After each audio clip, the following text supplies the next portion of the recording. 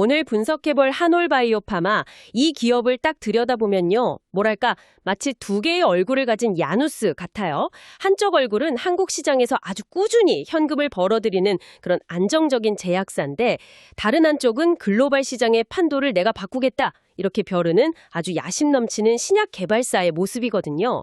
지금부터 이 두 얼굴이 어떻게 하나의 회사 안에서 움직이고 있는지 그 속을 한번 제대로 파헤쳐보겠습니다.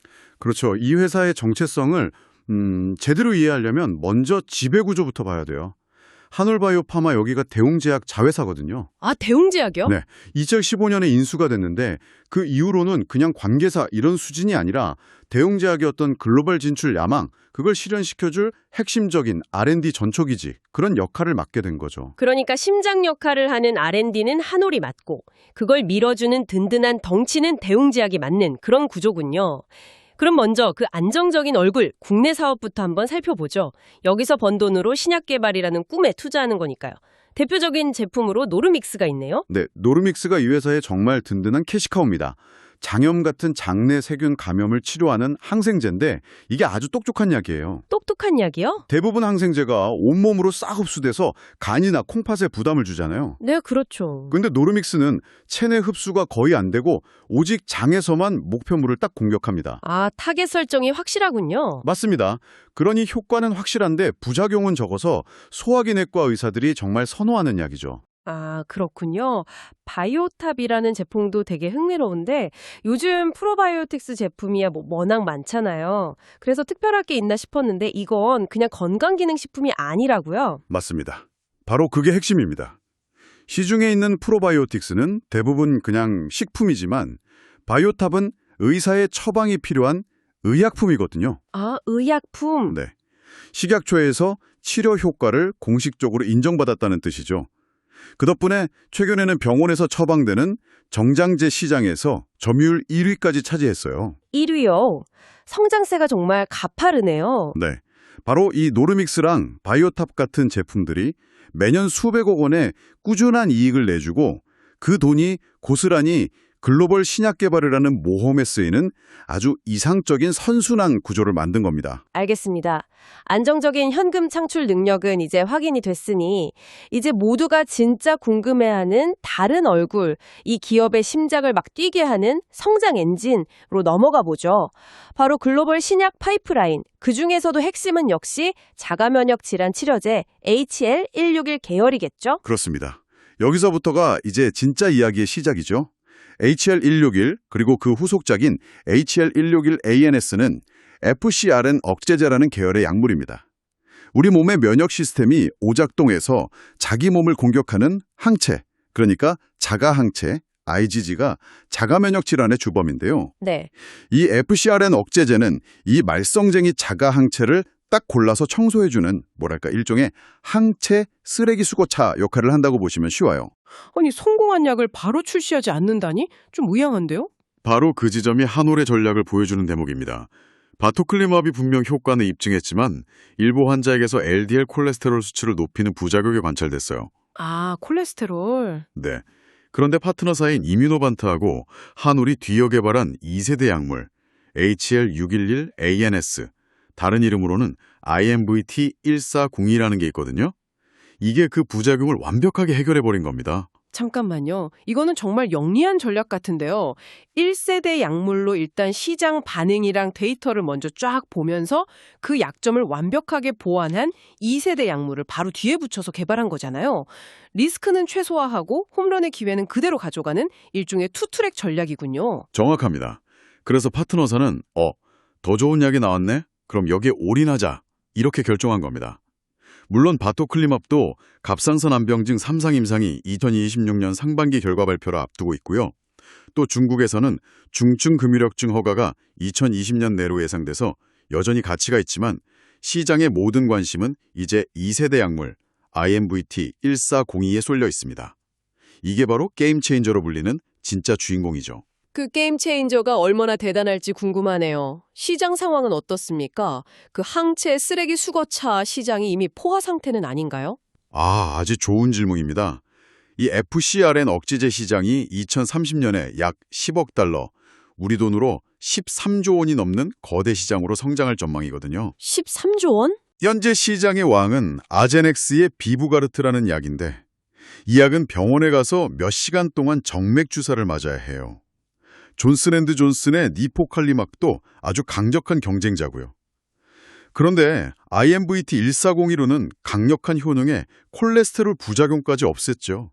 게다가 환자가 집에서 혼자 편하게 맞는 피하 주사, SC 제형입니다. 아, 환자 편의성이라는 엄청난 무기가 있었군요. 당뇨 환자들이 인슐린 주사를 스스로 놓는 것처럼요. 병원에 가는 시간, 비용 생각하면 이건 정말 큰 차이인데요? 바로 그겁니다. 효능, 안전성, 편의성이라는 세 마리 토끼를 다 잡았기 때문에 계열 내 최고, 즉 베스트 인 클래스 신약이 될 잠재력이 가장 높다고 평가받는 겁니다. 류마티스 관절염 같은 여러 질환에 대한 이상 데이터가 2026년부터 발표될 텐데 이 데이터가 한올의 운명을 결정할 겁니다. 자가 면역 질환 쪽은 정말 치열한 전쟁터네요. 그런데 한올이 전혀 다른 분야에서도 완전히 새로운 개념의 무게를 개발하고 있다고 들었습니다. 바로 아직 정복되지 않은 영역 파킨슨병 치료제 이야기죠. HL292 이건 First in Class라고 하던데요. 네, 베스트 인 클래스가 기존 시장에서 최고가 되겠다는 전략이라면 퍼스트 인 클래스는 아예 새로운 시장을 만들겠다는 훨씬 더 대담한 도전입니다. HL201은 접근법이 완전히 달라요. 우리 뇌에는 너럴1이라는 일종의 도파민 공장 관리자 같은 단백질이 있어요. 도파민 공장 관리자요? 네, 이 관리자가 힘을 잃으면 도파민 생산이 멈추는 게 파킨슨병의 원인 중 하나인데 기존 약들은 그냥 창고에 도파민을 채워넣는 식의 그런 증상 완화제였죠. 일시적인 미봉책이었군요. 그렇죠. 하지만 HL192는 이 관리자 NY7-1을 다시 활성화시켜서 공장이 스스로 돌아가게 만드는 병의 진행을 늦추거나 멈출 수 있는 근본 치료제를 목표로 합니다. 일단 건강한 사람을 대상으로 한 일상에서 안전성은 확인했고요. 2026년에 실제 파킨슨병 환자에게 효과가 있는지 보는 이상에 진입하는 게 가장 중요한 이벤트입니다. 근본 치료제가 아직 없는 시장이라면 성공했을 때의 파급력은 상상하기 어렵답니다. 2032년 파킨슨병 시장 규모가 약 18조 원으로 예상되는데 근본 치료제는 아직 없는 말 그대로 무주공산입니다. 심지어 HL192는 먹는 약, 즉 경구용이라 편의성까지 갖췄으니 이 분야의 판도를 바꿀 선두주자로 평가받고 있죠. 듣기만 해도 기대가 되는데 물론 신약 개발이 항상 성공만 있는 건 아니겠죠. 안구건조증 치료제 HL036, 탄파너셉트의 경우는 좀 아쉬운 결과가 있었다고요? 네, 그게 신약 개발의 어려움을 보여주는 사례입니다.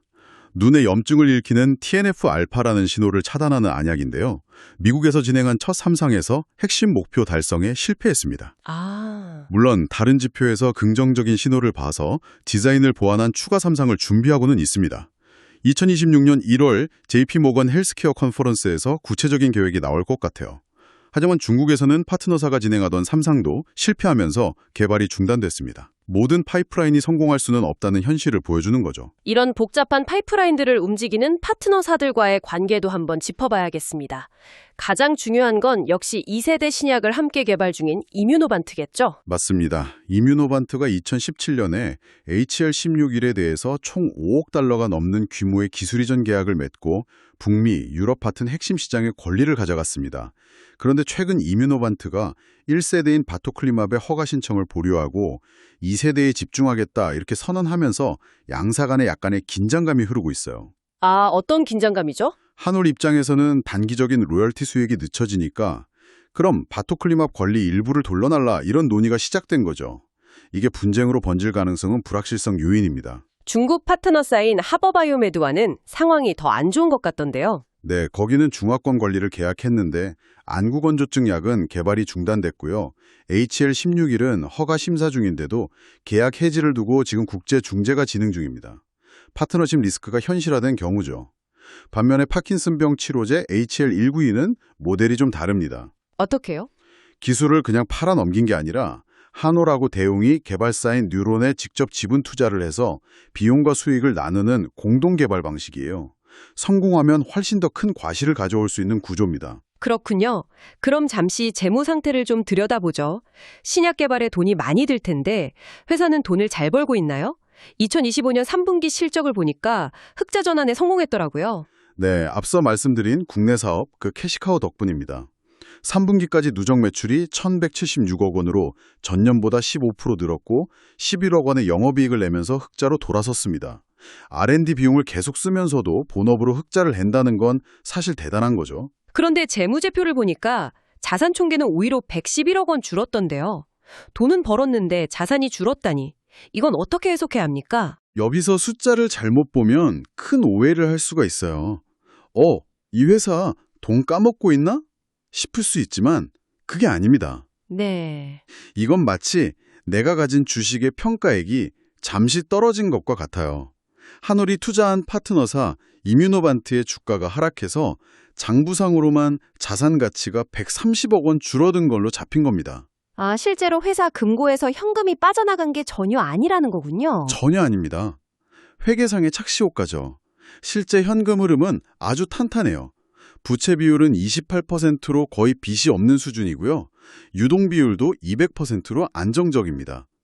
영업활동으로 벌어들인 현금도 103억 원 플러스고요. 게다가 바이오 기업 투자할 때 가장 걱정되는 전환사채, 시비 같은 잠재적 폭탄, 즉 오버행 리스크가 전혀 없습니다.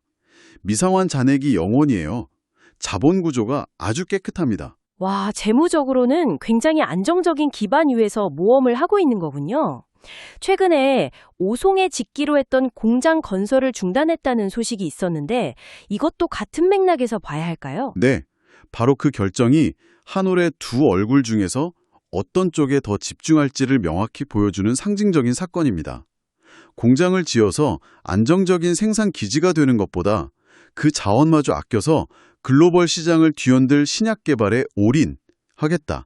이런 전략적 선택인 거죠. 자, 그럼 이 모든 상황을 종합해서 투자 관점에서 핵심 포인트를 짚어보겠습니다. 이 회사를 좋게 보는 사람들은 무엇에 열광하는 걸까요? 첫째, 역시 2세대 약물 IMBT1402의 베스트 인 클래스 잠재력입니다. 지금 파트너사와의 미묘한 갈등이나 1세대 약물의 지연 같은 모든 노이즈는 결국 이 약 하나가 성공하면 전부 사라질 문제입니다. 아, 결국은 약의 가치로 모든 게 결정된다. 첫 주자, 퍼스트 무버로 나서고 있거든요.